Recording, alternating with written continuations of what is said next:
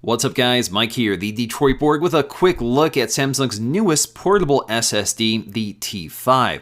So this is replacing the T3, which is an SSD I've had before, so we're going to compare them side by side to see how they differ. Now this is a favorite among video creators who need a lot of fast storage for editing 4K video on the go. So this is a great option for people who need a fast scratch disk for video editing. Now the changes between the T3 and T5 really come down to three things. We get a new design that's all metal instead of a combination of plastic and metal. We also get a faster second generation USB 3.1 port and faster VNAND flash. So this can now transfer speeds up to 540 megs per second. So once again, these drives are available in 4 capacities with very similar pricing to the T3 it's replacing. So we have 250 gigs, 500 gigs as I have, 1 terabyte, or 2 terabytes. Now they do get quite expensive, so at $250 that starts you off at a fairly reasonable $129.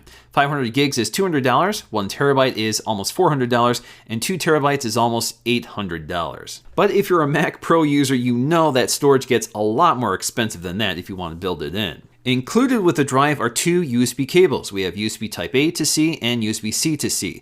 So if you have a MacBook Pro or the latest MacBook, of course you're going to be using the straight USB-C cable, but for older devices you still can use USB-A. Now the overall design really hasn't changed that much. It's about the same size, which is very compact, so it's much smaller than an iPhone, for example. So it makes it a great traveling companion that you can just stick in your pocket or stick in a backpack pocket and don't have to worry about damaging it because, again, it's an SSD, so it has pretty good shock protection, so you're not going to lose your data from impacts. Now personally, I really like this blue color, but I wouldn't mind if it also matched the space gray of the MacBook Pro.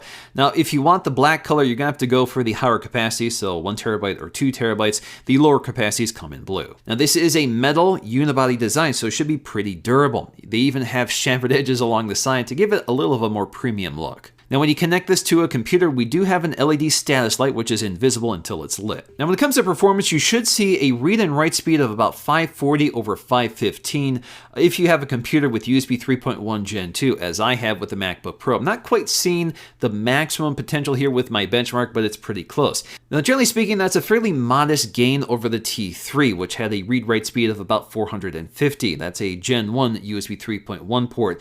So it's not a huge gain. I wouldn't throw out the T3 and get the T5 if you already have one, especially at these prices, but it's welcome to have faster speeds if you're buying it for the first time. And of course, the biggest consideration is whether you have a device with USB 3.1 Gen 2. Otherwise, you can't go above 450 megs per second. This drive is formatted in exFAT, so it's compatible with a wide variety of devices right out of the box, from Mac OS, Windows, and even Android. They've also included some encryption and management software if you want to use it. This allows you to lock down any data that's being transferred to this drive. So although the T5 once again is a very expensive portable SSD, it's still the best for people who really need those speeds. Alright guys, hope you enjoyed this look at the T5 SSD. If you guys did, please give this a video a thumbs up to let me know, and I'll see you again in my next video.